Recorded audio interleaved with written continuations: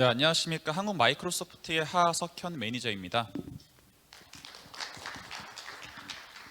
네, 오늘 제가 말씀드리려고 하는 내용은 제목 그대로 포스트 코로나, 이제 원격 근무를 지원해 줘야 되는 그 환경에서 보안을 어떻게 해야 될지에 대한 내용입니다.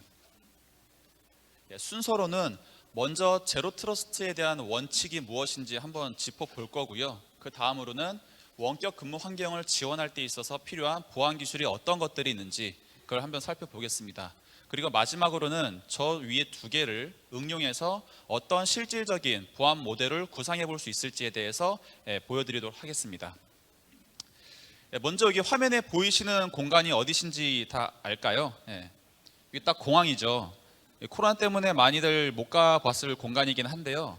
공항에 대해서 제가 왜 말씀을 드리냐, 먼저 한번 저희가 해외여행을 주로 갈 때 공항에 들리게 되는데 왜 그럼 해외여행을 갈지 한번 생각해 보려고 한번 질문을 뽑아봤습니다.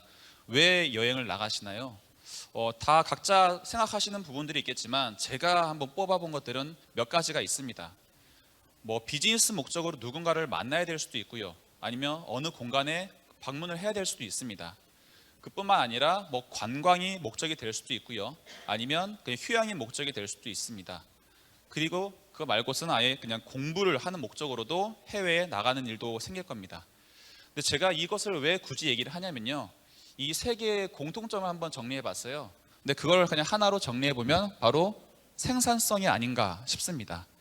기존보다 더 나은 무언가를 기대하고, 그래서 그로부터 뭔가 얻는 게 있기 때문에 저게 생산적인 목적으로 해외를 나가는 거 아닐까라는 생각을 해봅니다.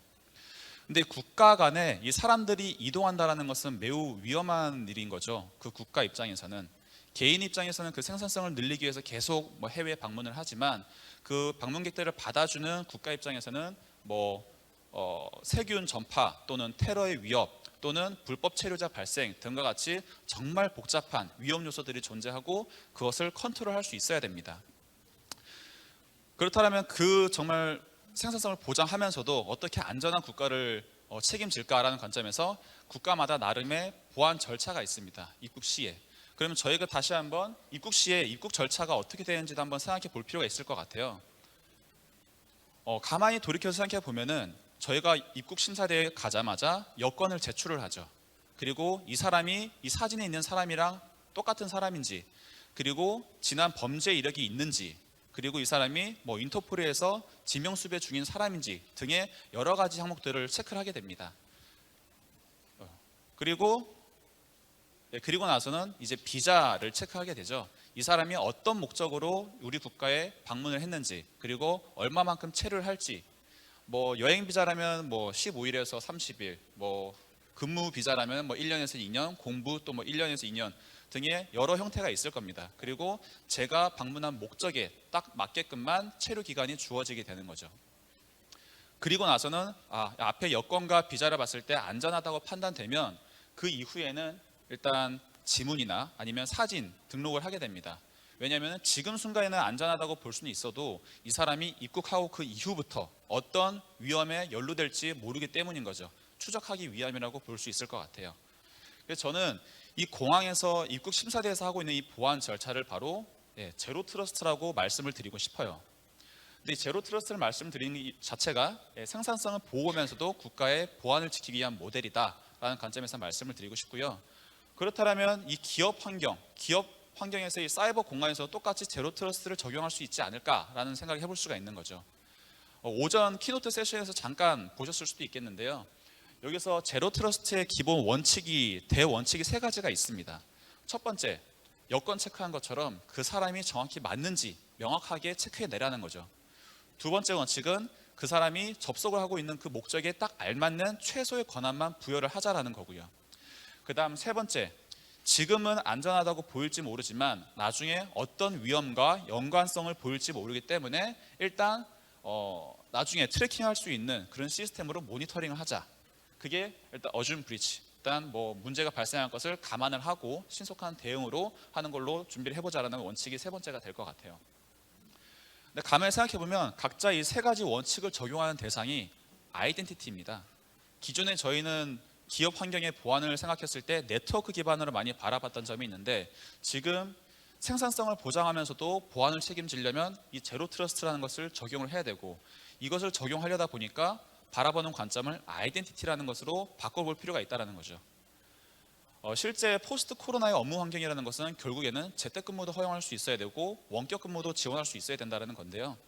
기존에는 이 회사 네트워크 안에서 모든 것들이 이루어졌다면 직원들 자체가 회사 외부로 나가면서 더불어서 회사 PC도 같이 갖고 나가게 되는 경우가 있고요. 그뿐만이 아니라 개인의 모바일이나 개인의 PC를 이용해서도 업무에 접속을 하려는 시도들이 있습니다. 그것뿐만 아니라 내부에서만 같이 일할 때는 몰랐지만 외부에서 따로따로 일을 하다 보니까 그 협업을 지원하기 위해서 사스 형태로 제공되고 있는 그런 클라우드 협업 툴들 도입에 대한 필요성도 많이들 느끼고 계신 거고요. 이러한 기존의 네트워크 안에서 모든 게 다 관리가 되었던 것이 네트워크 바깥으로 이루어진 순간 보안을 책임지기 위해서는 네트워크 기반의 보안이 아니라 아이덴티티 기반의 보안이 필요해졌다는 것을 알 수가 있습니다. 근데 이게 일시적인 대응으로 끝나면 될까라는 질문이 있어서 저는 그렇지 않다고 생각합니다. 지금 보시면은 왼쪽에 미국 기업들은 뭐 예를 들어서 트위터가 될 수도 있고요. 뭐 페이스북, 마이크로소프트의 경우는 이 코로나가 종결되거나 말거나 그걸 떠나서 장기적으로 재택근무를 할 수 있는 정책을 도입을 하겠다고 공식 발표를 했습니다. 한국에는 대표적으로 LG U+에서 연구 개발직에 대해서는 주 3일간은 재택근무를 할 수 있도록 지금 시범 운영을 하고 있고요. 큰 문제가 없다라고 판단이 되면 이것을 코로나 그 이후에도 장기적으로 채택을 하겠다라고 발표를 한 바가 있습니다. 그리고 맥킨지라는 곳에서는 이 하이브리드라는 용어를 쓰는데요. 포스트 팬데믹의 업무 환경이라는 것은 재택근무와 실제 물리 환경에서 업무를 하는 그 사람들의 융합, 하이브리드로 이루어질 것이다 라고 보고 있고요. 근데 가만히 돌이켜 생각해 보면 몇 년 전부터 긱 이코노미라는 것도 몇 번 들어보셨을 거예요. 긱 이코노미라는 것들이 결국 정직원들 대상으로 그 회사 환경에서만 같이 일을 하는 게 아니라 결국 계약직 또는 프리랜서 등의 회사 밖에 있는 분들하고도 협업을 하는 케이스가 많아질 거고 결국 그것이 우리의 방향성이다라고 업계 많은 전문가들께서도 바라보고 있는 미래 시나리오 중에 하나였던 거고요. 그래서 이것만 보더라도 단기적으로 대응할 필요가 있는 것이 아니라 새로운 뉴 노멀로 인식할 필요가 있고요. 원격 환경에 대한 보완적인 준비는 될 필요가 있다. 장기적인 관점에서 준비가 필요하다는 것을 알 수가 있습니다. 그렇다면 저도 이번 올해 2월, 3월 동안 해가지고 여러 기업 고객분들하고 이와 관련해서 미팅을 여러 번 할 기회가 있었습니다.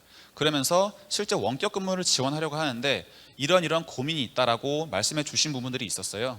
얘기를 해보면 일단 외부에서 내부의 리소스를 접근하려고 하는데 어떤 방식으로 그걸 지원을 해야 되는가, 그리고 내부의 솔루션만으로 해결 안 되니까 클라우드 솔루션을 도입을 해야 될 것 같은데 클라우드에 대한 연결은 또 어떻게 해야 될 것인가. 보통은 상상하시는 부분이 이제 VPA나 VDI를 많은 옵션으로 들고 계세요. 하지만 VPA나 VDI 자체가 일단 얼마만큼 이것을 확장해 줘야 되는가 고민도 되시고요. 그리고 확장하는 데 있어서 엄청나게 많은 비용이 필요하다는 걸 다 알고 계세요. 그래서 선뜻 도입하기가 좀 부담스럽다라고 말씀을 해주셨습니다. 그리고 VPN 같은 경우는 자체적인 취약점도 있기 때문에 관리 포인트가 늘어난다는 점에서 선뜻 도입하기 어려운 부분도 있고요.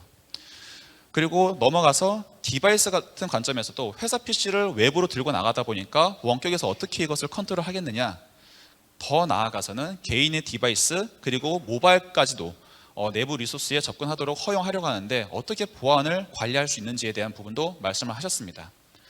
그리고 가장 중요한 거는 어느 루트를 통해서 들어오더라도 우리의 데이터를 어떻게 안전하게 보호할 수 있냐가 가장 큰 고민거리라고 말씀을 해주셨어요.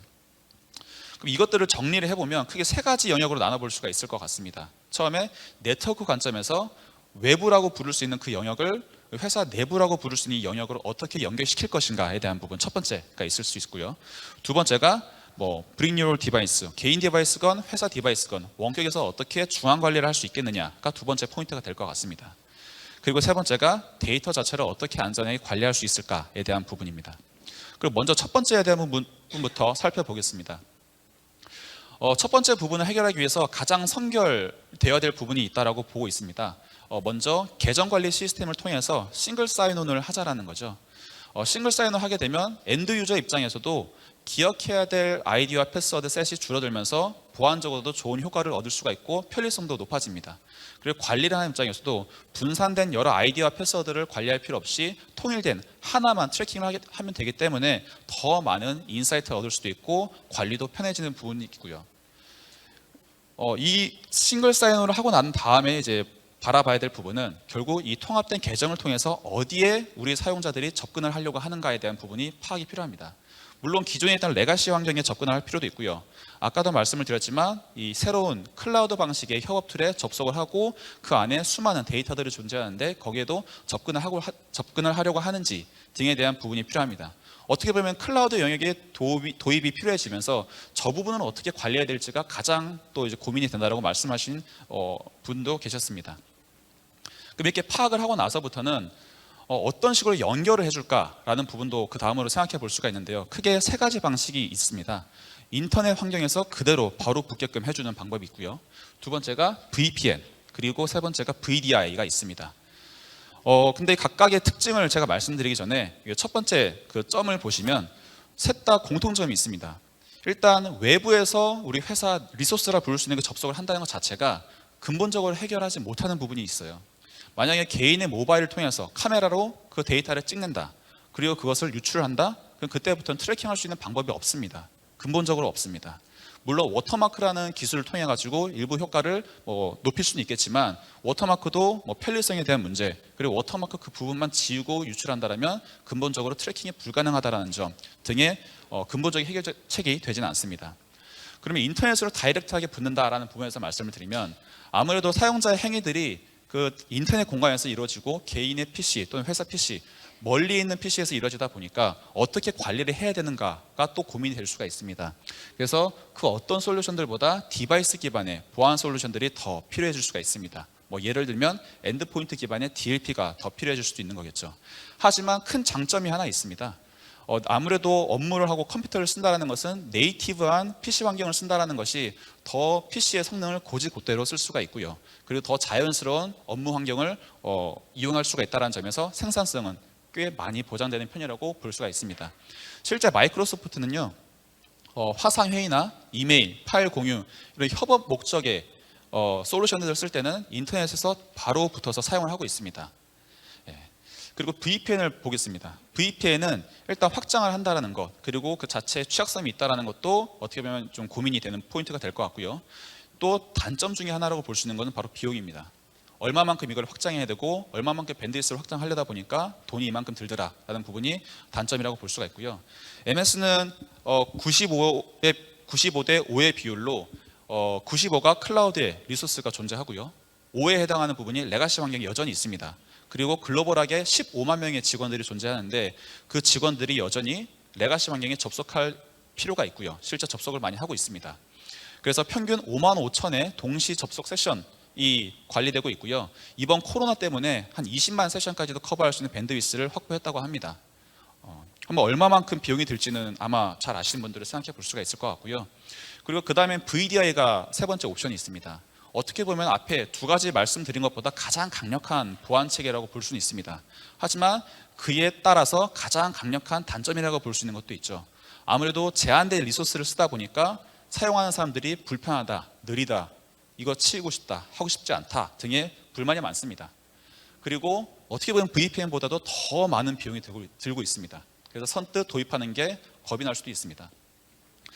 그런데 마이크로소프트는 이 VDI 여전히 쓰고 있습니다. 그것도 본사에 몇몇 개발 조직이 있고요. 거기서도 정말 핵심 조직이라고 부를 수 있는 곳은 데이터 보호를 위해서 VDI를 통해서 소프트웨어 개발을 시키고 있습니다. 결국 이 세 가지 옵션이 있는데 세 가지 옵션 중에서 하나만 선택하라는 말씀이 아닙니다. MS는 세 개를 다 목적에 따라서 다 쓰고 있습니다. 그래서 아마 각자의 기업 환경이 있다면 우리는 어떤 목적으로 많이 쓰고 있는지, 어떤 게 베스트일지 한번 고민해 볼 수 있는 시간을 가져보는 것도 좋을 것 같습니다. 그 다음에 봐야 될 부분은 계정 통합 관리 시스템에서 보면 보통 조건부 기반으로 사용자의 액세스를 컨트롤할 수 있는 정책들이 있습니다. 사용자별로 다 다른 사용자가 될 수도 있고요. 위치라면 회사 내부망이 될 수도 있고 외부망이 될 수도 있고, 그리고 우리 회사의 글로벌 지사가 있는 다른 국가의 IP가 될 수도 있고요. 디바이스도 회사 디바이스, 개인 디바이스, 모바일 등 여러 조건들을 하나로 묶어볼 수 있습니다. 그래서 그 조건을 보고 이 조건에 해당하는 사항은 안전하다라고 판단되면 접근을 허용할 수도 있고요. 아니면 한 번 더 검증이 필요할 것 같다라고 생각이 들면 MFA를 요구하거나 아니면 제한된 권한으로만 접근을 허용. 정말 불안해 보인다, 아예 접근 자체를 차단할 수도 있습니다.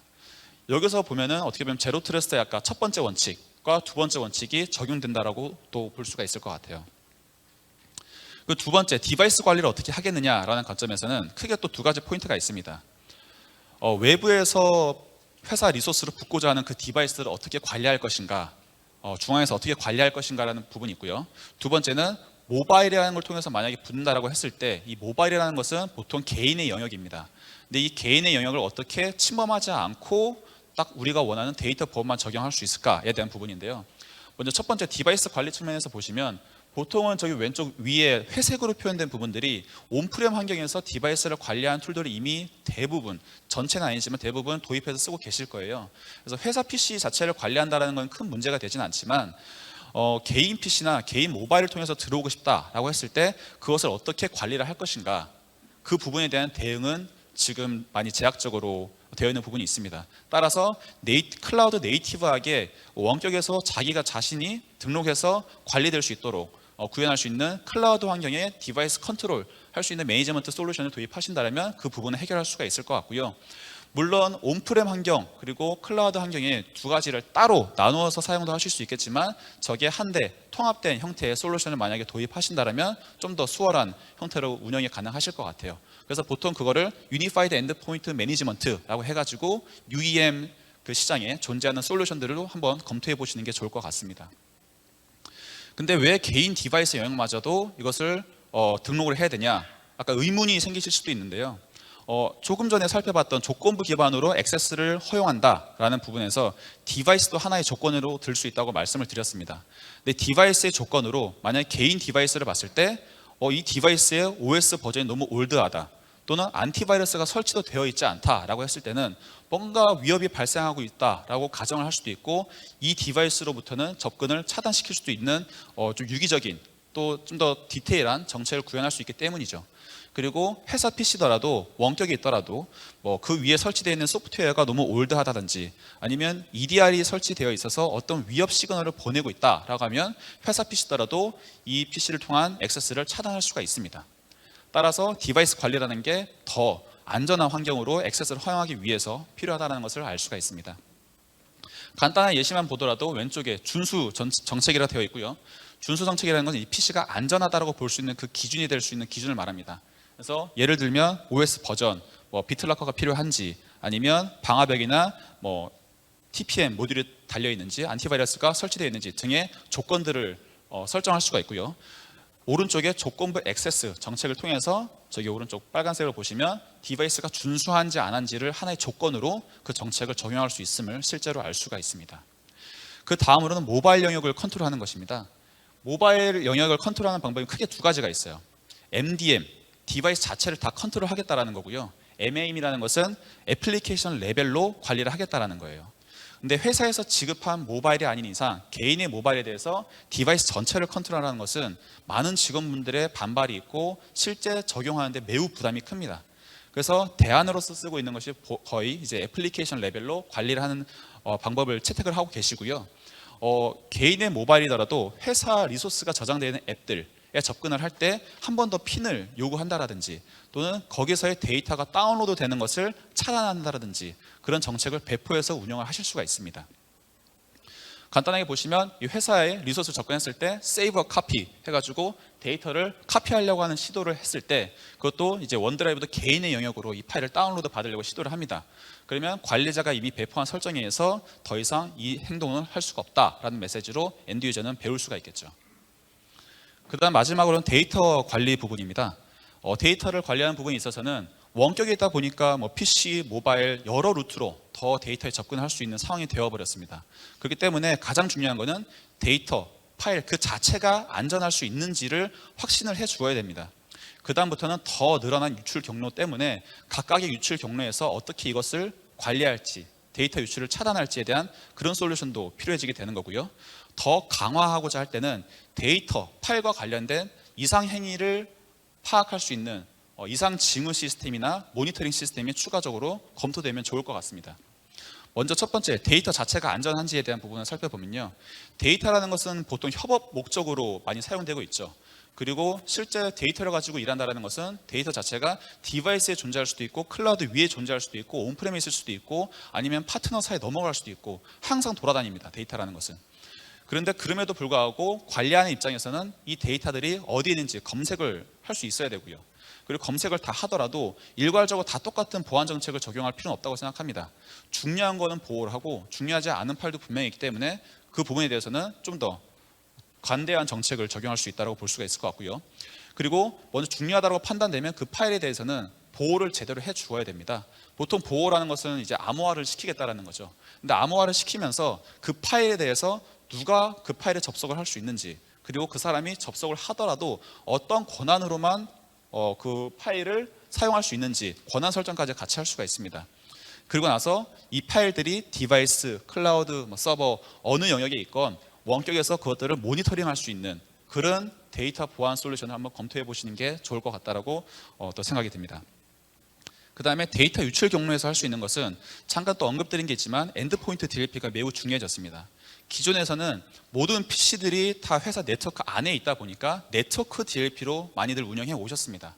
하지만 디바이스 자체가 네트워크 외부에 존재할 수 있는 시간들이 많아졌기 때문에 DLP를 네트워크 레벨이 아니라 엔드포인트 레벨의 DLP를 검토해 보셔야 되는 게 이제 포스트 코로나에서 필요해진 솔루션 중에 하나라고 볼 수가 있을 것 같습니다. 뭐 USB 프린트, 허용되지 않은 애플리케이션 아니면 특정 웹사이트에 업로드가 시도되고 있는 그 경로에 있어서 다 차단이 될 수 있어야 된다는 거죠. 그 다음에는 아무래도 협업 목적으로 클라우드 솔루션들이 많이 도입되고 있습니다. 그래서 클라우드 영역은 이미 회사의 영역이라고는 볼 수 있지만 회사 네트워크 안에 있는 공간이 아닙니다. 그래서 클라우드 솔루션 자체적으로도 DLP 역할을 할 수 있는 뭔가의 솔루션이 필요합니다. 보통 이 역할을 해줄 수 있는 게 카스비라고 부를 수 있는 그 영역입니다. 그래서 여러 카스비 솔루션들이 얼마만큼의 기능을 제공할 수 있는지도 한번 살펴보시는 게 좋을 것 같고요. 예로 말씀을 드리면 어떤 유저가 있고 근데 디바이스가 회사에서 지급한 안전하다고 볼 수 있는 디바이스가 아닌 개인 디바이스에서 뭔가 들어오고 있다. 그러면 살짝의 위험이 있을 수 있으니 이 사용자에 대해서는 파일의 액세스는 허용하되 하지만 다운로드는 차단하자라는 정책을 부여할 수가 있습니다. 실제 예로 보면 박스, 클라우드상에 존재하는 박스에 컨피덴셜에 중요한 파일이 올라가 있고요. 사용자가 이 파일을 다운로드하려는 시점에 실시간으로 다운로드를 차단을 할 수가 있어요. 그 다음에는 좀 더 데이터 보안을 강화할 수 있는 솔루션입니다. 보통 카스비가 또 같이 이 역할을 해줄 수가 있습니다. 오른쪽에 저 앱 카테고리에 보시면 세일즈포스, 페이스북 워크플레이스, 박스 5365 등의 여러 데이터가 저장될 수 있는 공간들이 보입니다. 각 영역에서 이미 데이터가 올라갈 때부터 이 파일이 뭐려인지 체크를 시도해 볼 수도 있고요. 아니면 어떤 특정 사용자가 지금 비정상적으로 대량의 파일을 다운로드를 하고 있다라는 그 징후를 알림을 받거나 아니면 비정상적으로 파일이 공유되고 있거나 삭제되고 있다와 같은 그런 액션들을 노티를 받을 수가 있습니다. 그래서 지금까지 살펴본 제로 트러스트의 원칙 그리고 몇 가지 보안 기술들을 한데 융합해 가지고 실질적으로 어떤 기업 환경에 모델로서 적용할 수 있을지 4가지를 준비해 봤고요. 첫 번째 모델은 이 협업 목적으로 클라우드 리소스는 도입은 했습니다. 하지만 이것을 최대한 기존 보안 정책을 유지하면서 접근을 허용하고 싶다라고 할 때 적용할 수 있는 모델이고요. 왼쪽 위가 클라우드, 왼쪽 아래가 온프렘 환경이고요. 그 리소스에 접근할 수 있는 채널이 개인 모바일 회사 PC 그리고 개인 PC 크게 3가지로 분류해 봤어요. 먼저 기본적으로 클라우드 솔루션들은 어디서든 접근이 허용된 상태로 서비스가 시작됩니다. 그래서 조건부 정책을 통해서 모바일 통한 액세스를 차단하는 정책이 제일 먼저 필요하겠죠. 그 다음에는 회사 PC라는 것은 보통 거의 다 먼저 VDI나 VPN을 써서만 허용하자고 하는 환경이 많습니다. 그게 기존 보안 네트워크 기반의 보안 정책을 유지할 수 있기 때문이죠. 그래서 레가시 환경은 그대로 VDI 안에서만 접근을 하게 하거나 그리고 클라우드 영역이더라도 VDI나 VPN을 통해서 내부로 끌고 왔다가 그 안에서만 저 클라우드 리소스로 접근을 허용하는 정책을 부여해 놓으면 이와 같은 모델을 구현할 수가 있습니다. 두 번째는 개인 디바이스, 모바일이 되었건 PC가 되었건 개인 디바이스에서도 접근을 허용해 주자. 우리 직원들의 생산성을 위해서라고 할 때 적용할 수 있는 모델이고요. 대신 파일의 차단은 막아놓는 모델입니다. 그래서 먼저 보시면 첫 번째로 다시 모바일로 접속할 수 있는 것은 풀어주되 모바일 영역으로 다운로드 받아지는 것은 차단하는 정책을 내릴 수가 있습니다. 파일의 복사, 다운로드, 화면 캡처 이런 것들을 차단할 수가 있습니다. 그리고 두 번째로는 개인 PC에서 똑같이 저 SaaS 영역에 들어갈 수 있도록 정책으로 열어줄 필요가 있는 거죠. 하지만 회사 PC와 개인 PC 엄연히 다른 두 영역인 거고요. 보안 관점에서 개인 PC에는 파일 다운로드를 막고 싶지만 회사 PC에서는 여전히 허용하고 싶다라고 했을 때 그 구분할 수 있는 구분자가 필요하기 때문에 엔드포인트를 매니징하는 솔루션에 둘 다 등록이 되어 있어야 됩니다. 그 경우에는 저 SaaS 영역에서 파일이 다운로드 될 때는 VDI는 그대로 카스비에 의해서 허용이 되지만 카스비가 상황을 보고 이것은 개인 PC다, 회사 PC가 아니니까 다운로드를 차단해야겠다라는 식으로 정책을 적용할 수가 있습니다. 그 다음 세 번째 모델은요, VDI, VPN 보안적으로는 강력한 건 알겠지만 너무 비용이 비싸고 우리는 최대한 직원들을 위해서 네이티브한 환경의 경험을 살려주고 싶다라고 했을 때 적용할 수가 있습니다. 그래서 VDI를 통해서 여전히 레가시 앱을 들어갈 수는 있겠지만 네이티브한 환경에서도 SaaS에 접근을 허용할 때 쓸 수 있는 거고요. 저럴 때는 IP 대역이 달라지기 때문에 또 조건부 정책에 의해서 네이티브한 환경에서 들어갈 수 있게끔 먼저 설정이 필요합니다. 그 다음에 적용할 수 있는 것이 네이티브 환경에서 그 외로 USB나 웹사이트나 다른 곳으로 유출될 수 있는 것을 막기 위해서 엔드포인트 DLP 역할을 수행할 수 있는 뭔가의 도입이 필요하죠. 그 경우에는 회사 PC가 밖에 있더라도 네이티브 환경에서 최대한 업무를 볼 수 있도록 지원할 수 있을 것 같습니다. 그 다음 네 번째 모델은요, 데이터 보안이 우리 너무 중요하다, 정말 항상 안전하게 트래킹을 할 수 있어야 되고 정말 중요하다고 생각할 때 고민해 볼 수 있는 모델이 될 것 같아요. 아까 어떤 데이터 보안 솔루션들을 보면 데이터 자체에 대해서 항상 암호화를 시킬 수 있기 때문에 이 데이터가 어디에 있던 일단 안전한 상태로 남을 수가 있습니다. 그리고 보통 이러한 솔루션 자체가 데이터가 생성되고 누가 접근이 되고 편집을 하고 삭제되는 이 모든의 액티비티 로그를 다 제공하고 있어요. 그래서 데이터 보안 솔루션 자체에 그런 매니지먼트 툴을 통해서 모니터링 하는 게 필요하고요. 그 다음으로는 아까 카스비나 엔드포인트 DLP 쪽의 기능들이 중요하다고 뭔가 보호받고 있는 그 파일만 허용을 하는, 아니면 중요하지 않은 파일은 다 차단하는, 이런 좀 더 세부적으로 컨트롤할 수 있는 정책을 구현할 수가 있습니다. 그래서 엔드포인트 DLP 영역에서도 중요한 파일은 외부 유출을 막되 중요하지 않은 파일은 그대로 외부의 유출 그대로 허용해 주는 식으로 더 세부적인 정책을 구현할 수가 있게 되는 거고요. 정리해보면 첫 번째, 생산성을 보장할 필요가 있어집니다. 원격 근무 환경에서는. 그러기 위해서 가장 베스트 아니라고 볼 수 있는 게 제로 트러스트라고 말씀을 드렸고, 거기에 원칙 크게 세 가지가 있습니다. 이 세 가지와 그리고 원격 근무를 지원하기 위해 기술들, 원격 접속 방식에 대한 부분, 디바이스 관리에 대한 부분, 그리고 데이터 보안 솔루션에 대한 부분, 크게 세 가지를 봤고요. 이 두 개를 융합했을 때 한 네 가지의 모델이 나올 수 있다라고 제가 말씀을 드렸고요. 사실 이 네 가지 모델 말고도 다른 모델들이 더 나올 수도 있습니다. 그리고 제가 이 짧은 시간 안에 이 네 가지에 대해서 심플하게 말씀을 드렸지만 하나하나 모델이 뽑아지기까지 더 많은 질문들이 있을 거예요. 그래서 그거는 이제 각자의 환경마다 다를 수 있기 때문에 그렇게 심플하지만은 않다라는 것도 한번 참고해 주시면 될 것 같고요. 요것은 제가 따로 정답이 있거나 따로 언급을 할 거나 아닌 것 같습니다. 하지만 저도 지난 반년 동안 이 원격 환경을 지원하기 위해 여러 보안 솔루션들을 검토했는데 답은 정해져 있지 않지만 한번 각자 이제 이런 원격 환물을 지원해야 되는 환경이 계시다라면 한 번씩 던져보면 좋을 질문이라고 생각합니다. 그래서 제 발표는 여기서 마치고요.